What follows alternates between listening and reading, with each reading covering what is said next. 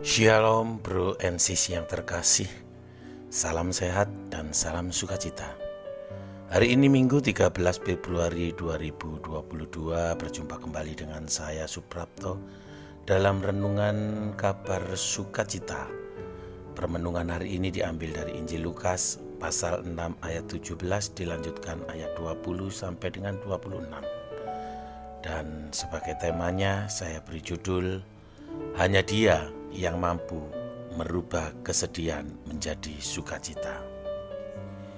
Bro and sis yang terkasih, Injil hari ini menceritakan perjalanan Yesus dan para murid-muridnya dalam memberikan pengajaran-pengajaran serta melakukan pelayanan penyembuhan bagi banyak orang. Dan dalam kesempatan itu, Yesus juga memberikan penghiburan kepada para muridnya dengan ucapan bahagia bagi yang percaya dan mengandalkan Dia, serta memberi peringatan bagi yang mengandalkan kekayaan atau kekuatan dirinya. Seperti yang juga dikatakan dalam kitab Yeremia 17 ayat 5 sampai dengan 8 yang merupakan bacaan pertama pada hari ini. Dalam Lukas 6:21 dikatakan, "Berbahagialah hai kamu yang sekarang ini lapar, karena kamu akan dipuaskan. Berbahagialah hai kamu yang sekarang ini menangis, karena kamu akan tertawa." Ayat ini bukan sekedar ucapan, tetapi ini adalah janji Yesus bagi orang yang percaya.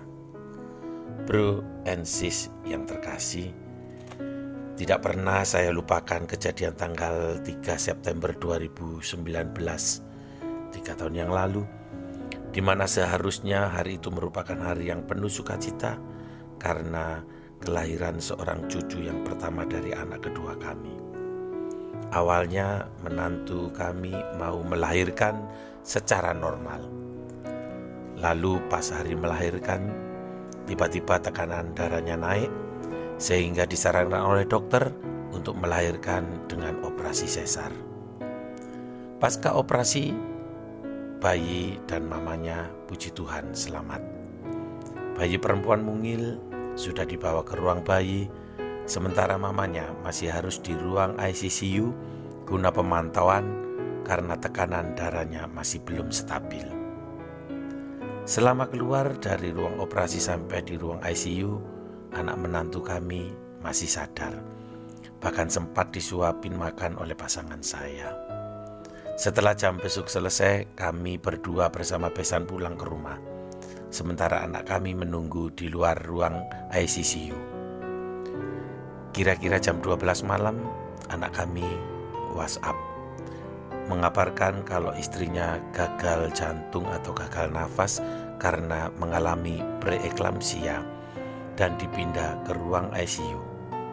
Tetapi karena kami capek seharian setir dari Cilacap Jogja dan ngurus ini itu, maka kami tidak dengar kalau ada chat WA dari anak kami tersebut.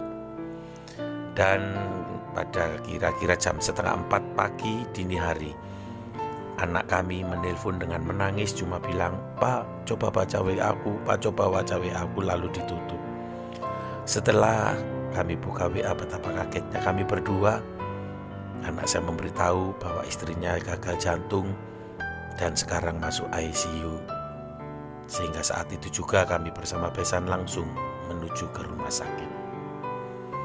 Di ruang ICU kami melihat menantu kami sudah tidak sadar, sudah koma dengan ventilator di mulutnya dan tubuhnya dipenuhi selang-selang kecil. Sementara besan kami menangis dengan mengatakan, "Gusti Yesus nyuwun kawelasan," sedangkan anak kami juga menangis sejadi-jadinya. Melihat situasi seperti itu, saya sudah tidak ada kemampuan untuk berdiri.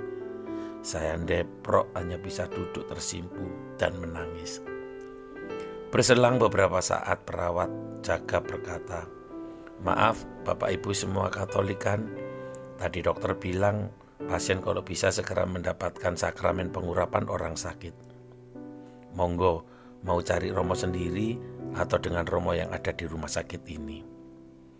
Akhirnya kita putuskan dengan Romo yang ada dari rumah sakit aja.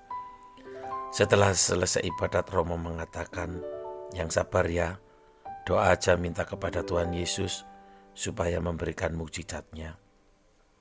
Mendengar itu kami semua bertambah lemes dan saya sudah tidak bisa berdoa dengan kata-kata lagi.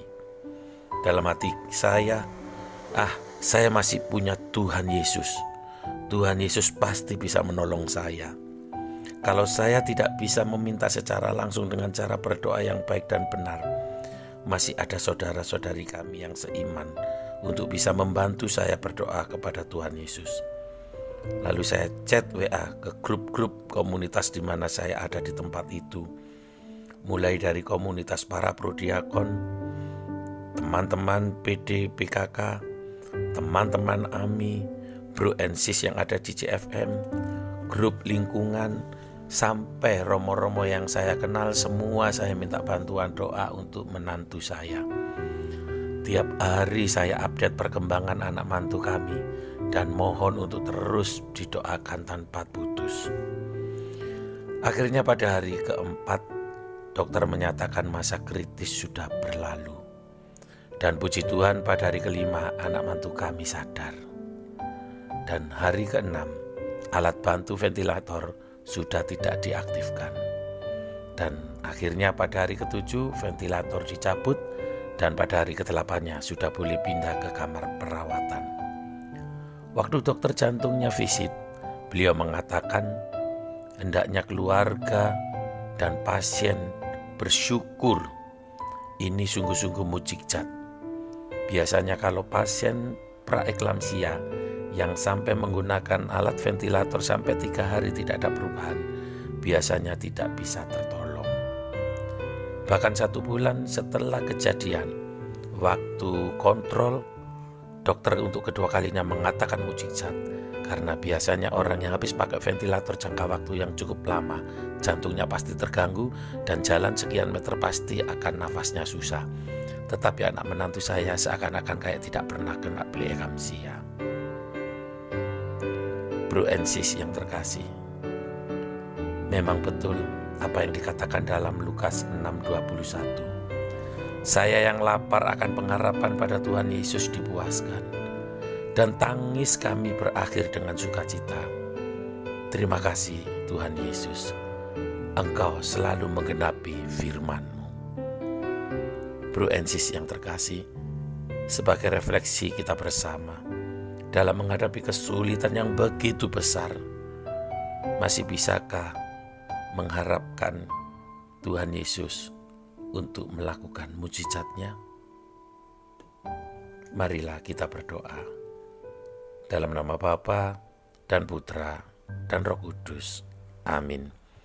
Tuhan Yesus, terima kasih atas firman-Mu pada hari ini. Sungguh kami percaya Engkau selalu menggenapi setiap firman yang Engkau sabdakan kepada kami. Engkau tidak pernah membiarkan umat-Mu mengalami kesedihan berkepanjangan. Engkau dengan segera mengganti dengan sukacita, khususnya bagi orang-orang yang percaya dan hanya menyandarkan hidupnya kepadamu. Kemuliaan kepada Bapa dan Putra dan Roh Kudus, seperti pada permulaan, sekarang, selalu, dan sepanjang segala abad. Amin. Dalam nama Bapa dan Putra dan Roh Kudus. Amin. Terima kasih. Berkat dalam.